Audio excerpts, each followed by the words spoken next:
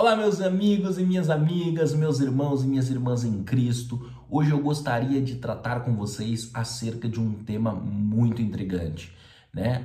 Que é chamada no meio teológico de teologia da livre graça e também chamada no mundo cristão aí popular de graça barata, né? E neste vídeo aqui eu queria até pontuar alguns pensamentos do Caio Fábio, que é um famoso expoente dessa teologia da graça barata na internet, juntamente com outros aí que têm pregado bastante sobre isso daí.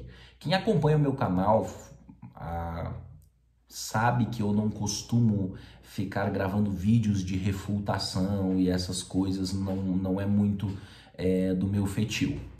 Mas tem algumas coisas que chamam bastante a atenção da gente e elas são tão recorrentes que a gente acaba precisando falar um pouco sobre elas. E uma é essa visão de graça, né? De uma graça barata, de uma graça que não exige o arrependimento do pecador. É uma graça onde o pecador ele continua da mesma forma que ele está, né? Recentemente o Caio Fábio ele esteve em um debate no Inteligência Limitada com o Rabino Ventura, né, que é um rabino que tem um amplo conhecimento, um rabino bastante conhecido no Brasil. E em determinado momento ele fala, né, que ele tem familiares dele que tem um comportamento homossexual e tal, né, vivem em relacionamentos homoafetivos e questões dessa natureza. E ele até fala, né, que para o Deus dos judeus, né, para a visão judaica ali, que é uma visão que tem uma lei, que tem uma norma a ser seguida, que tem uma preocupação em seguir uma verdade, então os filhos dele, os parentes dele estariam condenados, mas para Jesus não, né? E esse é um pensamento muito natural do Caio Fábio, né? O Caio Fábio ele fala muito sobre isso, ele enfatiza muito graça, e é uma graça que não exige do pecador um arrependimento, né? Recentemente um outro pregador famoso também, que ficou bastante famoso no Brasil, é o Edson Nunes, ele também pregava, né, sobre aceitar as pessoas do jeito que elas estão, né, do jeito que aceitar as pessoas sem perguntar.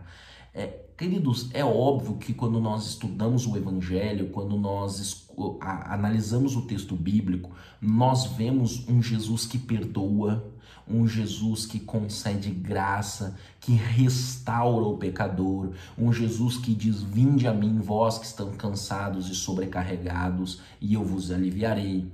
Você encontra esse Jesus nos evangelhos. Mas a questão é que a mensagem de Cristo, ela não para aí.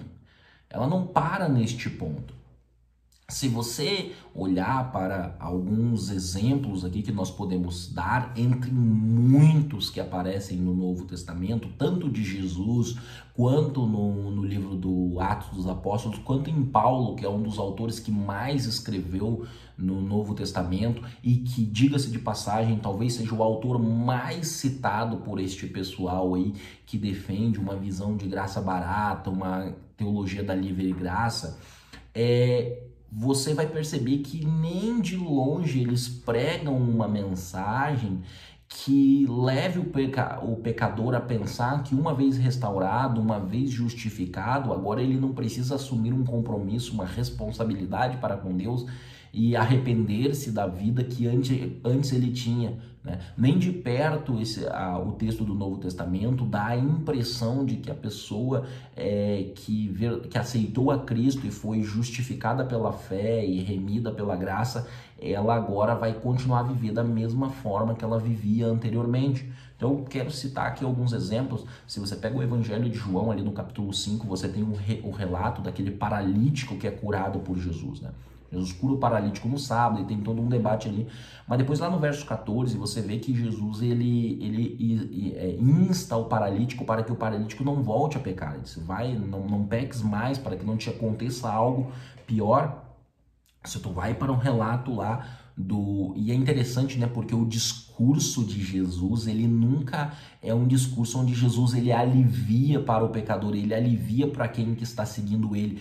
Não é um discurso onde Jesus está preocupado em tornar a sua mensagem palatável para os pecadores. Jesus, ele fala o que tem que ser dito. Então tu pega o Evangelho de João no capítulo 6 e Jesus, a multidão segue Jesus, a multidão está seguindo Jesus porque ela está vendo os milagres, ela está acompanhando os milagres, a multidão está ali interessada e está querendo ver. E aí você tem aquele famoso discurso que Jesus diz, né, eu sou o pão da vida e tal, e aquele que se alimentar de mim vai ter a vida eterna. E Jesus fala nesse capítulo muito de vida eterna, a expressão vida eterna aparece bastante nesse capítulo, que aquele que ia a ele tem a vida eterna.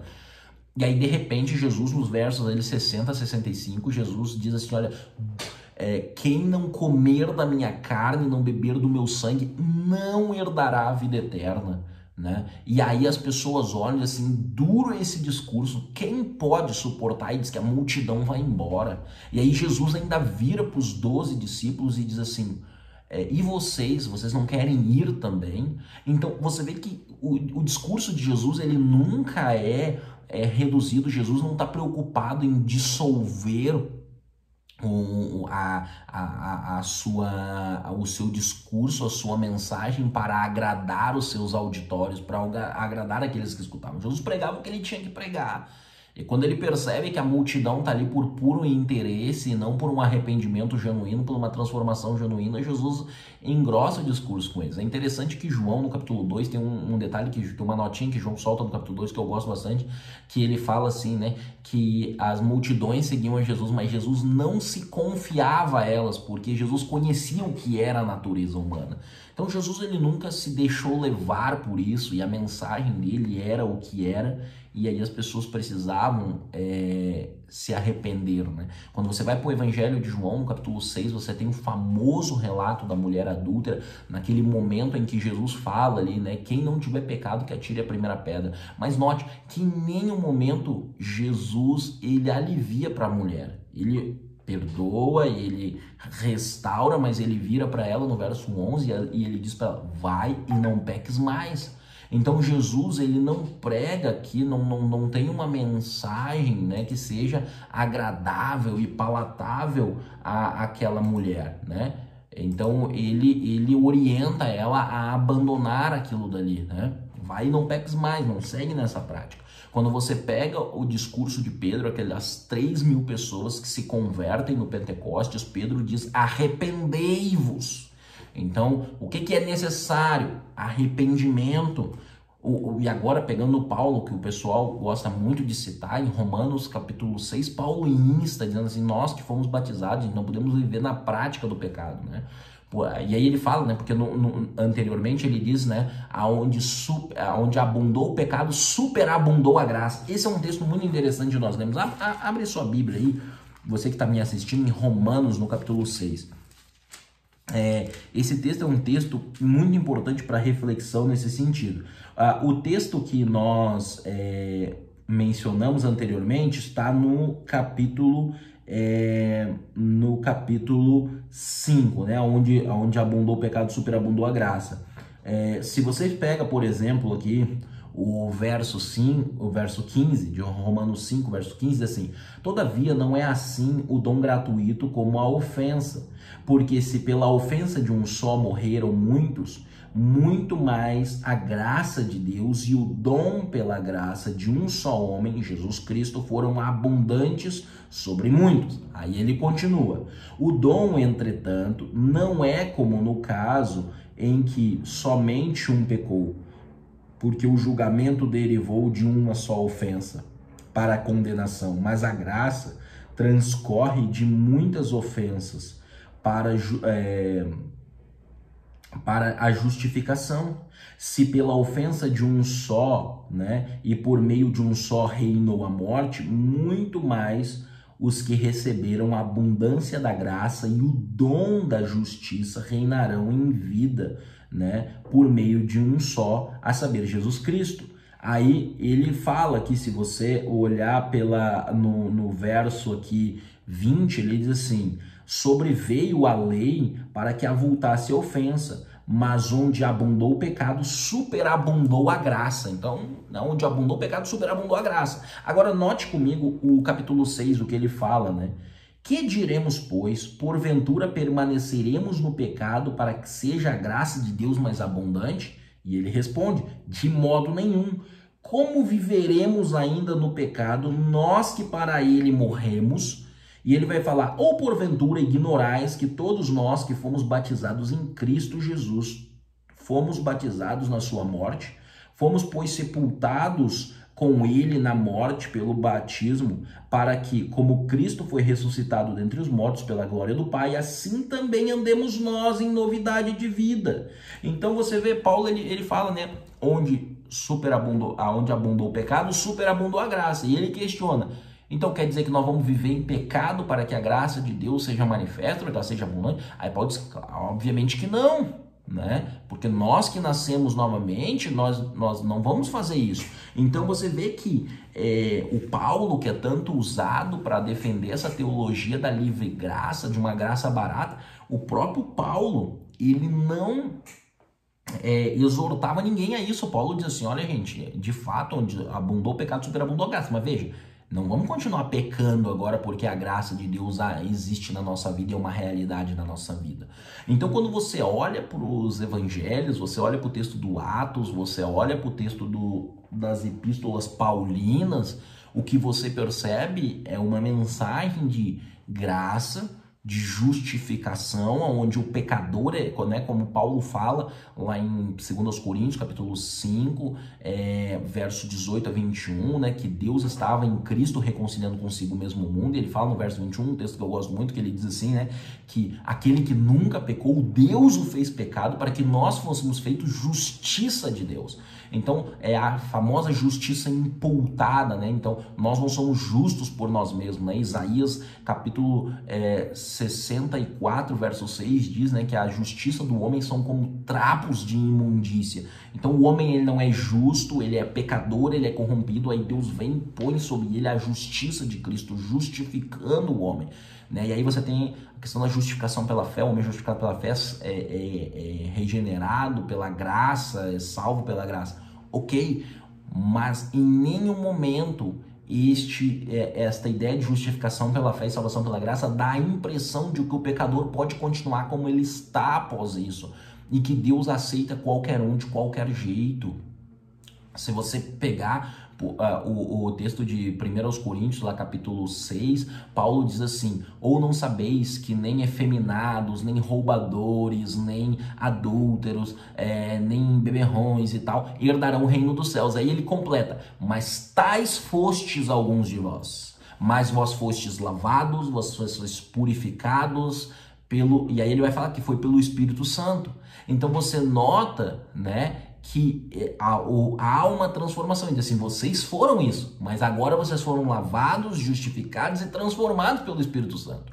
Ou seja, quando você olha para a mensagem paulina, em nenhum momento Paulo dá a impressão de que, você se converteu, você continua da mesma forma. Há uma transformação, a graça, ela regenera.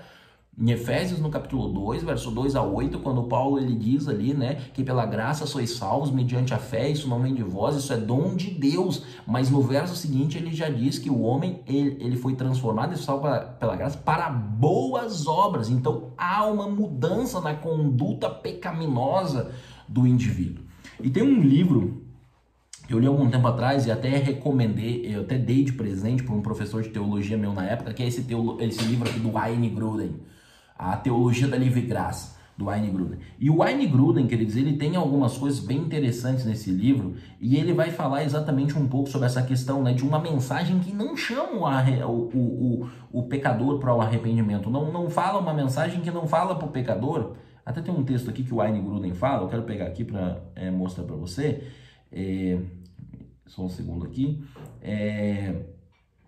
Que não é uma mensagem que não chama o pecador a ser transformado. E geralmente o pessoal que trabalha com essa teologia da livre graça tem bastante dificuldade, ou mesmo nem fala sobre essa questão de uma transformação pessoal, né? De um pecador que precisa de abandonar o erro, né? E o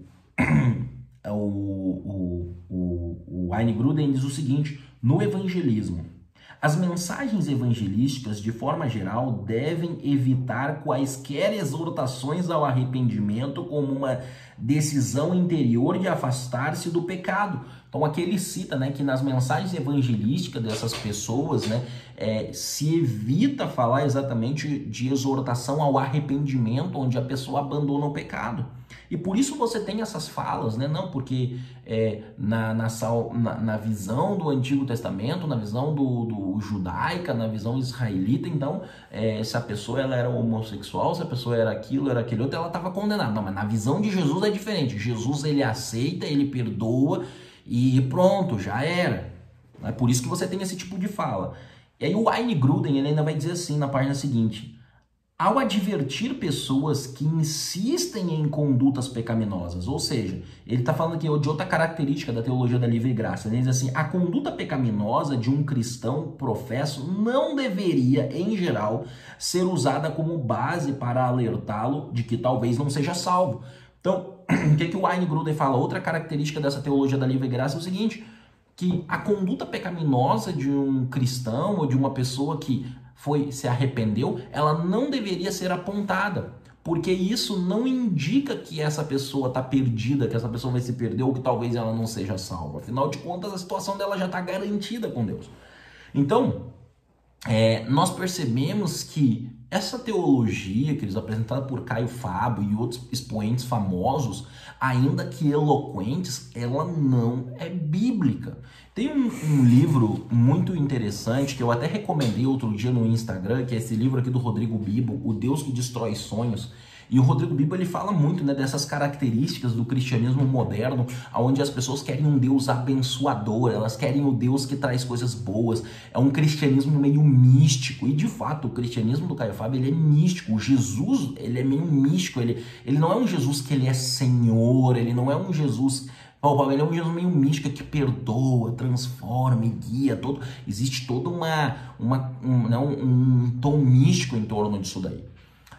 Mas quando você olha pro evangelho, Jesus ele chama as pessoas a serem discípulos dele. Para ser discípulo de Jesus é necessário abandonar o velho homem, né? E Paulo ele fala muito sobre a questão do velho homem. Eu sinceramente eu não compreendo como alguém consegue defender com base na teologia paulina a ideia da teologia da livre graça ou da graça barata. Você pega o texto de Colossenses, por exemplo, Paulo fala, né, gente, abandona o velho homem, as palavras obscenas do falar e tal, as paixões, a lascívia. Ele sempre insta as pessoas a abandonarem essas coisas, né, e serem um novo homem, como ele fala lá, né, regenerado à semelhança de Deus, em Colossenses capítulo 2.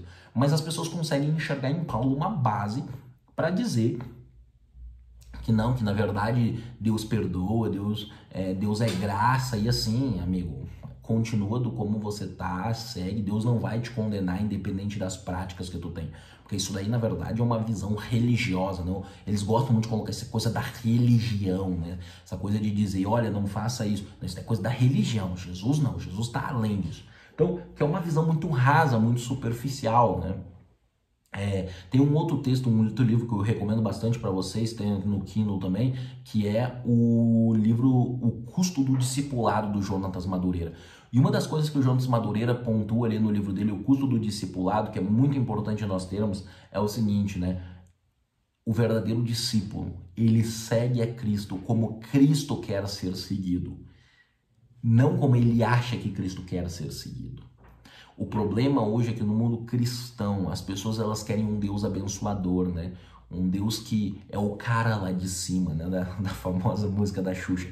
E eles não querem assumir o custo do discipulado. Eles querem seguir a Cristo como eles acham que Cristo deve ser seguido ou como eles querem seguir a Cristo. Mas a grande verdade é que a mensagem de Cristo é: toma tua cruz e vem após mim.